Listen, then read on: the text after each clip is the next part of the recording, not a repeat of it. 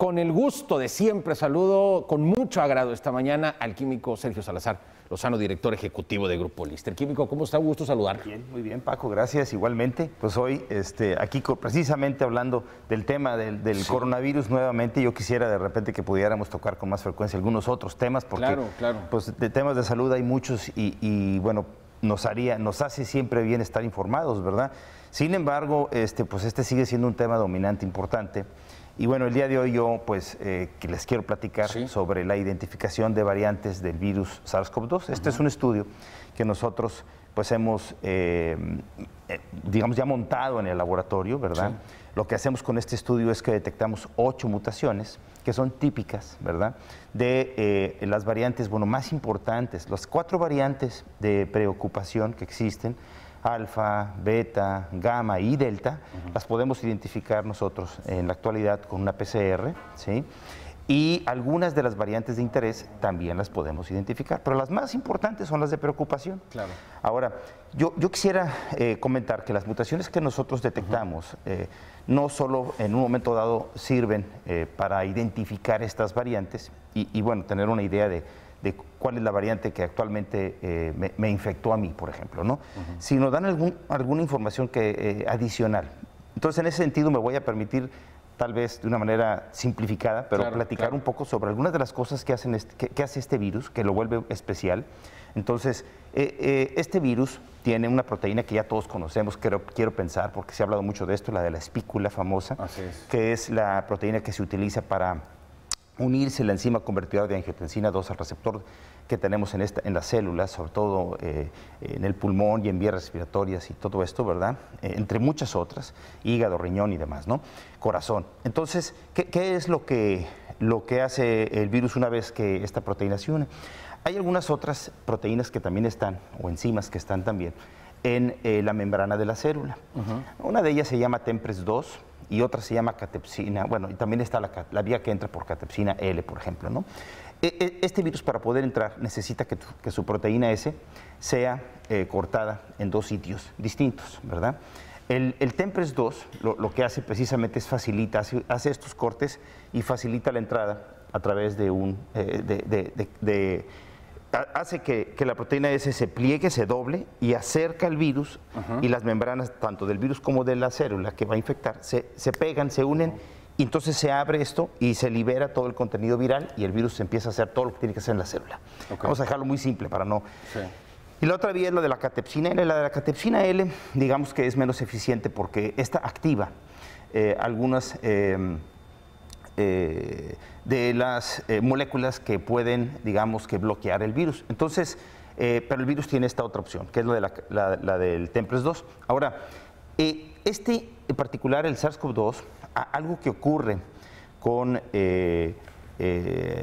algunas de estas variantes, algo que hace el SARS-CoV-2 que no hace, por ejemplo, el SARS, que es aquel virus del 2002 y del cual el SARS-CoV-2 toma su nombre, ¿verdad?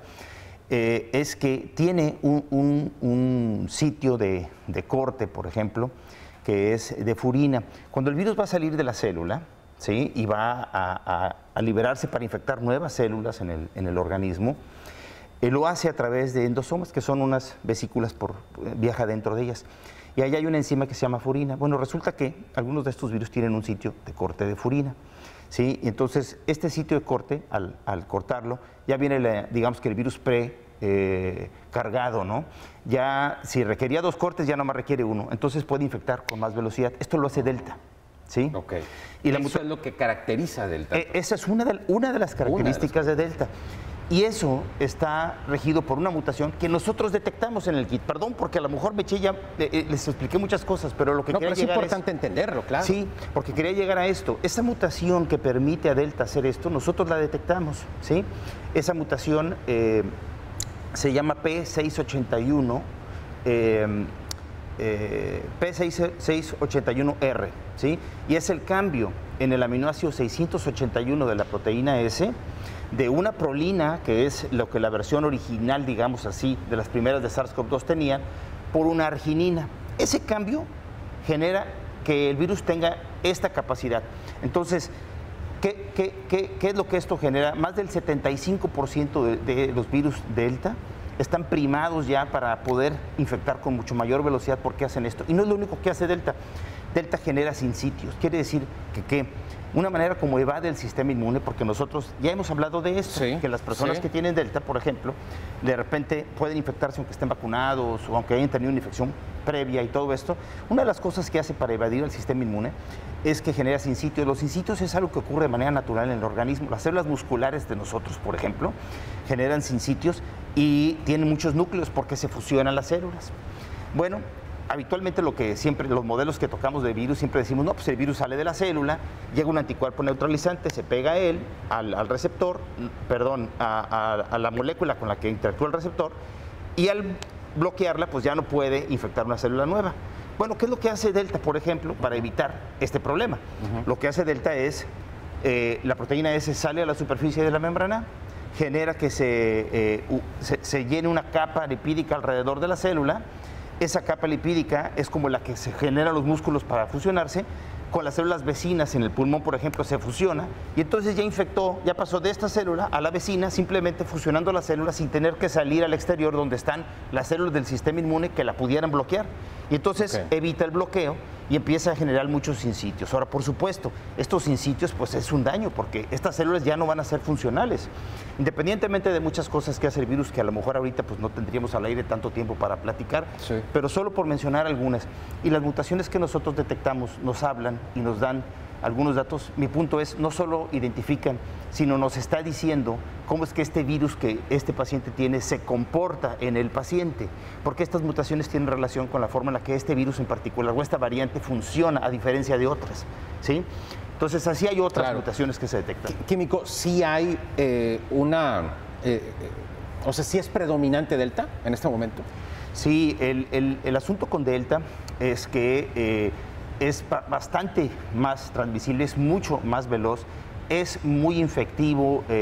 Un par de días previo al inicio de síntomas y los primeros días, por supuesto, que esto tal vez sea común, pero el punto es que lo hace en grandes números porque se replica con mucha velocidad. Entonces, la cantidad de virus que las personas infectadas, digamos que, por decirlo así, echan hacia afuera, es importante, y Delta con esto logra infectar a más personas. Entonces, mientras que las primeras cepas que conocimos de SARS-CoV-2 infectaban, una persona podía infectar a 2, más o menos en promedio. Con Delta no estamos del todo claros, pero el número ronda entre el 6 y 9 personas. Entonces estamos hablando del triple o cuádruple, ¿verdad? Claro. Fácilmente de lo que podían infectar las cepas primeras que conocimos hace un año, poco más de un año. Químico, se nos ha agotado el tiempo, pero bueno, por demás interesante el tema y saber que quienes tengan la duda y que se realicen un examen de este tipo, bueno, van a saber inclusive específicamente pues la variante. La variante y con un poco de documentación, algo de cómo pueda comportarse el virus particular o la variante en particular que tengan en ese momento, ¿verdad? Pues vaya dato y felicidades, por supuesto, Grupo Lister. Muchísimas gracias, Químico. Nos vemos en próximas fechas. Gracias. Y es momento de agradecer y despedirnos de quienes nos han sintonizado a nivel nacional a través del sistema Sky. Continuamos con una hora más de información de manera local por el 4.1 y, por supuesto, para quienes nos siguen en YouTube, continuamos con nuestra transmisión a través de YouTube. Regresamos.